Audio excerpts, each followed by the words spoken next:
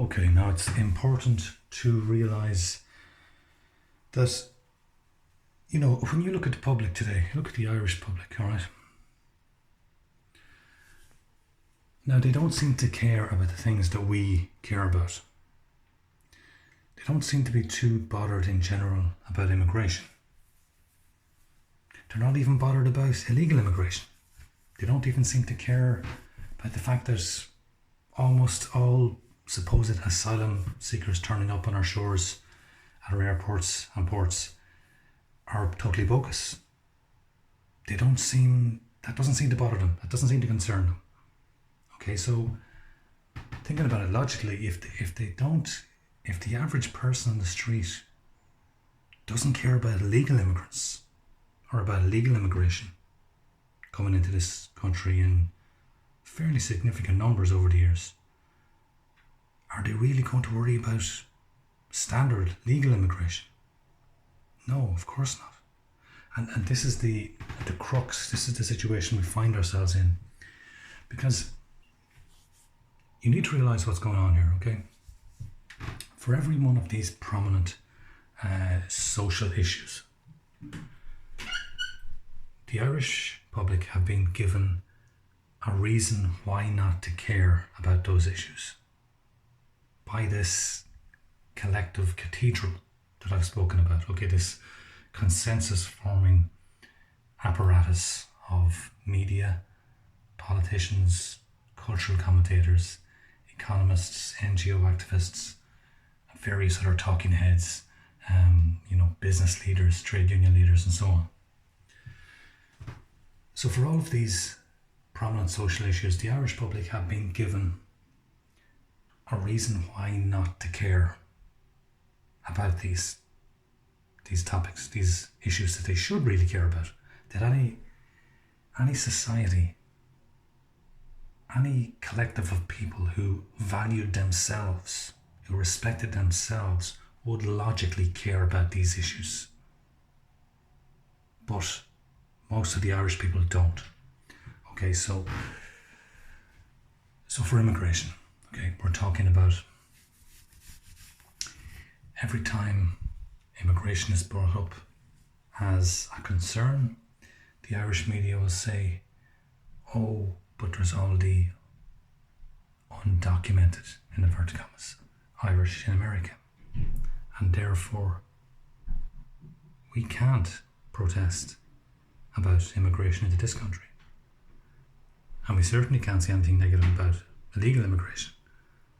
Because look at all these undocumented Irish in America. So that closes off that topic. And on top of that, again, of course, you have the likes of Enar, who, regardless of anything else, simply prevent the topic from being discussed, prevent the politicians from even bringing up the topic of immigration. Okay? Because that would be seen as racist, in inverted commas. Okay, so that's the topic, the issue of immigration. That's why that's not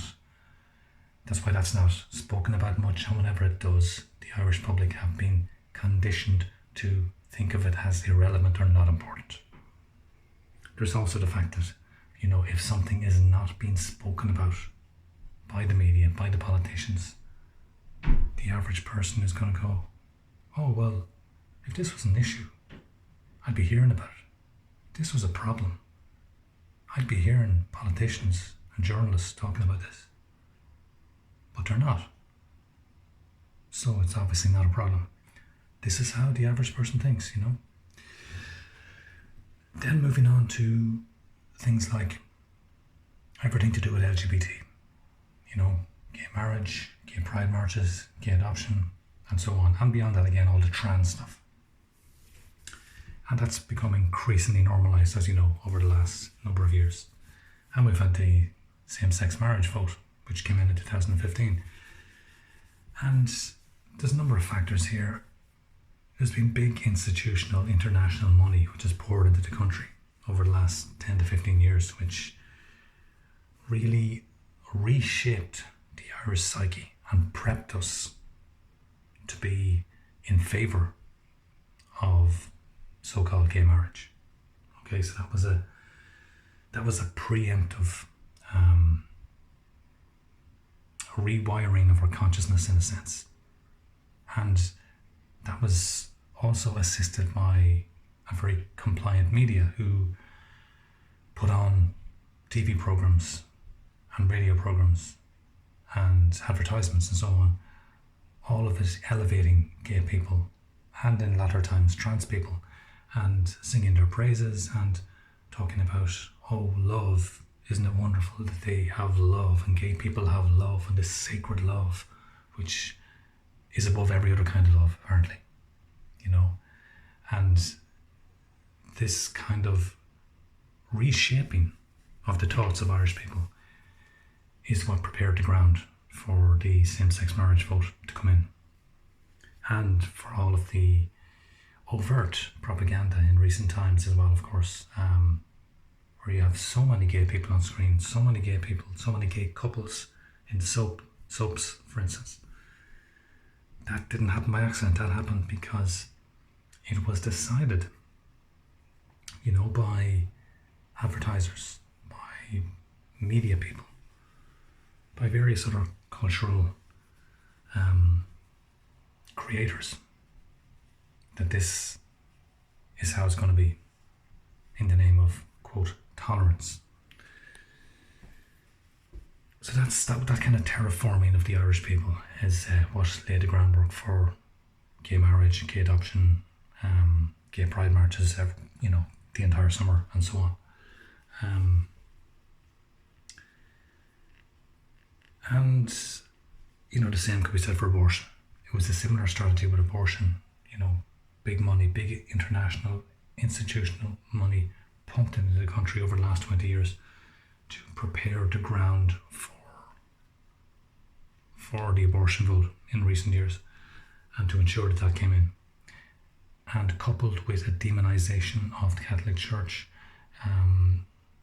this dishonest framing of what happened to Savita Halappanappar, the dishonest framing and lying of what happened in regards to the Tuam babies and so on, the Tuam hoax, if you like. All of these were used as a way of basically saying that if you weren't in favour of choice, in inverted commas, for women, not choice for the baby, not choice for the little life growing inside her, but choice purely for the woman, then you were some sort of misogynist, you were some sort of woman hater.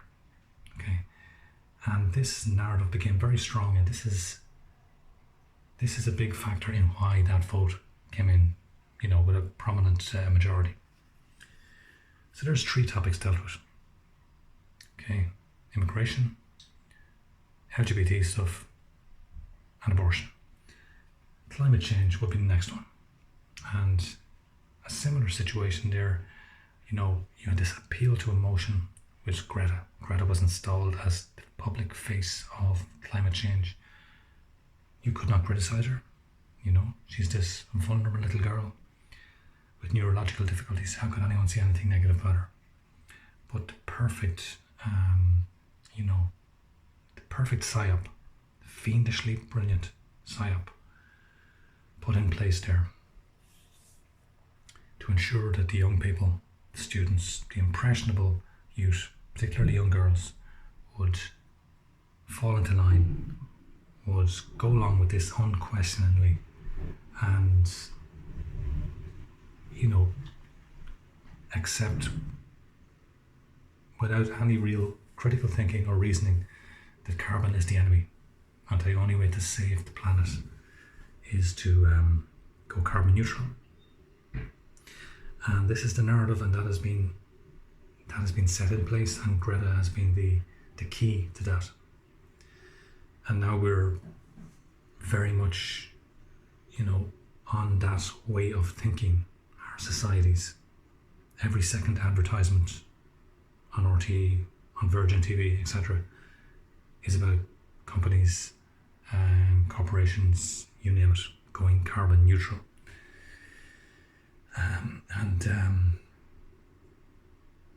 You know, to not go along with this is to be perhaps in favor of possibly even the destruction of the world. You know, to be to not care about the world, to not care about the environment, to not care about nature, to not care about the oceans. All of these things are linked in with climate change. To have any questions about climate change at all is to be a climate change denier, and this is how that kind of conditioning of Irish people came about, and why it wasn't socially acceptable to be questioning the climate change dogma and to not just automatically go along with it. So there you go. 4 big issues: immigration, all of the LGBT stuff, abortion, and climate change. And the reasoning why the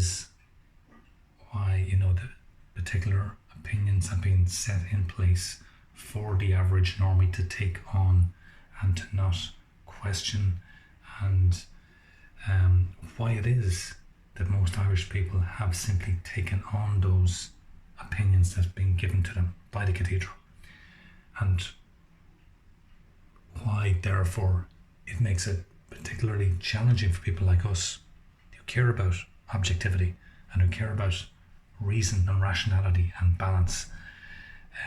It's particularly difficult for us to override this dogma and to get through to ordinary people. And beyond that, again, of course, you got all of the CV stuff, and that narrative is also set in place, and again by these powerful players, and not just governments. You got the World Health Organization, you got the World Economic Forum, and various other bodies like the UN will be in there too. You have some major financial institutions as well, the World Bank, the European Central Bank. These would all be aligned with the mainstream narrative in this and supporting it and funding it, of course. And anyone who questions this at all is persona non grata, is a COVID denier, is a anti-vaxxer, and is a COVID-idiot. You see, the language they use is so manipulative, but it is so effective. And this is the thing. This is what we are up against. This is these are the hurdles we have to clear in order to make any impact on the consciousness of Irish people. So anyway, I hope that's some food for thought for yourselves as well as for myself as well, as to why it is Irish people have the opinions they have on these prominent social issues, where that thinking comes from, and why it is that most Irish people tend to just go along with it, with the opinions they're given by the cathedral, rather than taking the risk of thinking for themselves and the social opprobrium that could result from that, from going against the consensus.